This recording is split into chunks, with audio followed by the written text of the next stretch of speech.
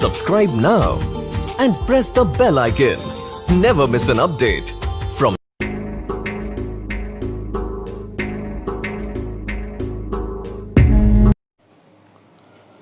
अस्सलामुअलैकुम, आदाब, नमस्ते, गुड इवनिंग डियर स्टूडेंट्स, कैसे हैं आप? हम आपकी खिदमत में एक बार फिर से हाजिर हैं अपने मौजू गज़ल का फ़न के साथ। अजीज़ तुलबा, गज़ल के फ़न में अब तक हमने गज़ल की मकबूलियत के असबाब पढ़ लिए थे। आज हम गज़ल की हैयत या बनावट के बारे में समझेंगे। गज़ल के फ़न को समझ लेने के बाद गज़ल की हैयत यानी उसकी ज़ाहिरी शक्ल को समझना भी बहुत ज़रूरी है। गज़ल बनती कैसे है और जब बनाई जाती है तो शायर को किन किन मंजिलों से गुज़रना पड़ता है, आइए जानते हैं। जिन चीज़ों से गज़ल की सूरत बनती है उनमें पहली चीज़ है बहर। शेर का वज़न करने या उसे नापने के पैमाने बहरे कहलाती हैं, जो छोटी बड़ी भी हो सकती हैं और आसान या मुश्किल भी। ये फ़न उरूज कहलाता है। ये एक मुश्किल फ़न है और उसको समझने के लिए मेहनत और वक्त दोनों की ज़रूरत होती है। यहाँ हम बहर की सिर्फ एक मिसाल देकर आगे बढ़ जाना चाहते हैं। मीर की मशहूर गज़ल का एक मिसरा है, उल्टी हो गई सब तदबीरें, कुछ न दवा ने काम किया। इसका वज़न है फालन फालन फालन फालन फालन फालन फालन फा, और इसका नाम है बहरे मुतकारिब। अजीज़ तुलबा, गज़ल के तमाम मिसरे किसी एक बहर में होते हैं। बहर के बाद गज़ल की दूसरी मंजिल है रदीफ व काफिया। रदीफ वो लफ्ज़ या वो अल्फाज है जो गज़ल के पहले शेर यानी मतला के दोनों मिसरों के आखिर में और उसके बाद हर शेर के दूसरे मिसरे के आखिर में आए। काफिया वो लफ्ज़ है जो थोड़ी सी तब्दीली के साथ मतले के दोनों मिसरों के आखिर, लेकिन रदीफ है तो उससे पहले, और बाकी तमाम शेरों के दूसरे मिसरों के आखिर में आए। मसलन मिसाल के लिए आतिश का ये शेर सुन सकते हैं आप। ये आरज़ू थी तुझे गुल के रूबरू करते, हम और बुलबुले बेताब गुफ्तगू करते। इस शेर में करते रदीफ है और रूबरू काफिया। इस गज़ल में रूबरू के साथ गुफ्तगू, आरज़ू, जुस्तजू वगैरह काफ़ी इस्तेमाल हुए हैं। यही शेर मतला की मिसाल भी है। मतला गज़ल के पहले शेर को कहते हैं जिसके दोनों मिसरों में काफिया इस्तेमाल किया गया हो, और अगर गज़ल मुरद्दिफ है तो रदीफ भी होगी। गज़ल के आखिरी शेर को जिसमें शायर अपना तखल्लुस इस्तेमाल करता है मक्ता कहलाता है। हैयत के झेल में इस खुसूसियात का जिक्र करना भी जरूरी है कि गज़ल का हर शेर एक मुकम्मल इकाई होता है और हर शेर में कोई अलग बात मुकम्मल हो जाती है। कताबन अशार और कतआत इस शर्त से मुस्तस्ना है। अज़ीज़ तुलबा, गज़ल के हैयत बनावट को समझने के बाद गज़ल के मौज़ूआत भी समझ लेते हैं।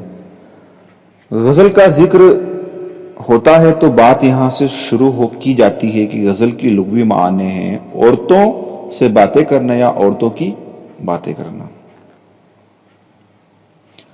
और इसमें शक नहीं कि जब गज़ल का आगाज हुआ तो वो हुस्न और इश्क की बातों तक महदूद थी, लेकिन ये सूरत हाल ज़्यादा अरसा बरकरार नहीं रही। इसका दामन बहुत वसी होता गया। आज ये सूरत हाल है कि हयात व कायनात का कोई ऐसा मौजू नहीं जो कामयाबी के साथ गज़ल में पेश न किया जा सकता हो या पेश न किया गया हो।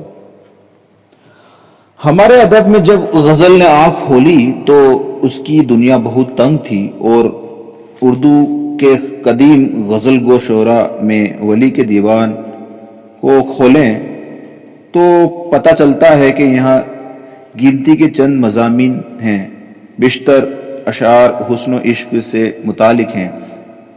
ان میں کوئی خاص گہرائی نہیں ہے، سطحی باتیں ہیں، محبوب کا سراپا، عشق کی مختلف کیفیتیں۔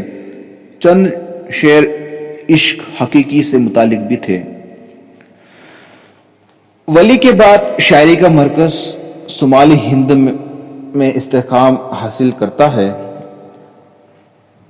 دہلی اس کا صدر مقام رہا۔ اس مرکز کے پہلے بڑے شاعر ہیں میر۔ حسن و عشق ان کی غزلوں کا سب سے اہم موضوع ہے، لیکن ان کے دیوان میں تصوف کے مضامین قدم قدم پر نظر آتے ہیں۔ لیکن جو بات خاص طور پر قابل ذکر ہے وہ یہ کہ زندگی سے متعلق اہم تجربات بھی غزل میں پیش کیے جانے لگے ہیں، گو ان کی تعداد کم ہے۔ کلیات میر میں ایسے اشعار بھی ملتے ہیں: لے سانس بھی آہستہ کے نازک ہے بہت کام، آفاق کی اس کارے گا شیشہ گری کا۔ اور ایک اشعار لیجئے: اب جہاں آفتاب میں ہم ہیں، یہاں کبو سرو گل کے سائے تھے۔ اس کے بعد شاعری کا مرکز لکھنؤ منتقل ہوا۔ یہاں اردو شاعری کو زوال ہوا، مگر دو قابل قدر اضافے بھی ہوئے۔ ایک تو یہ کہ مرد کے بجائے عورتوں کو اردو شاعری کی دنیا میں باریابی حاصل ہوئی۔ دوسری بات یہ کہ یہاں ہجر کے بجائے وصال کے موقع میسر آئے تھے، اس لیے حزن و ملال کے بجائے خوشی اور سرمستی کی کیفیت چھائی ہوئی ہے۔ لکھنوی شاعری کے اس دور کے بعد غالب کا عہد آتا ہے، جس میں مومن نے تو غزل کے دائرے کو عشق و عاشقی تک محدود رکھا، لیکن غالب نے اس میں فکر کا عنصر داخل کیا۔ غالب نے غزل میں فکر کا عنصر داخل کیا۔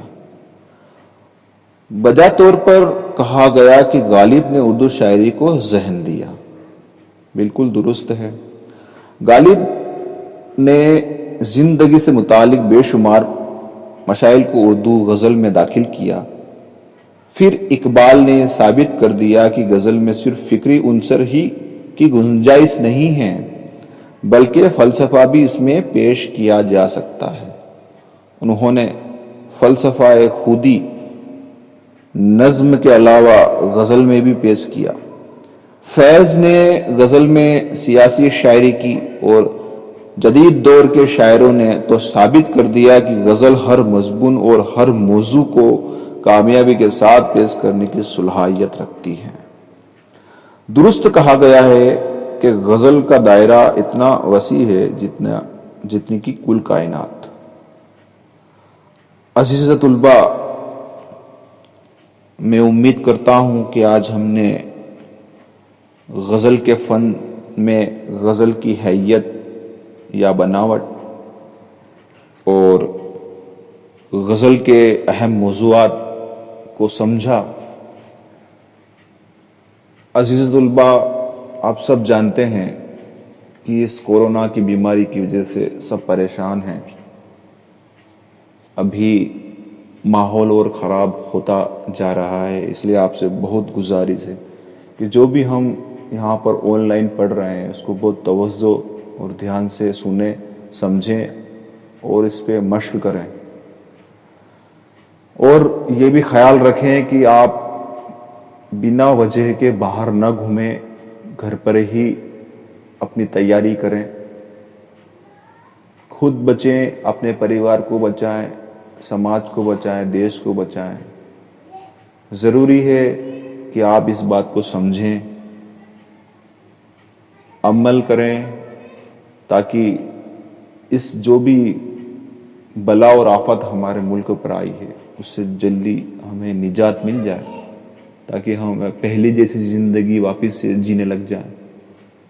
اسی کے ساتھ میں اپنی بات کو یہیں ختم کرتا ہوں۔ آپ سے امید رکھتا ہوں کہ میں نے جو بھی آپ کو آج سنایا ہے اس کو یاد کریں گے، اور کچھ املا جملہ میں غلطی ہو رہی ہو تو معافی چاہتا ہوں۔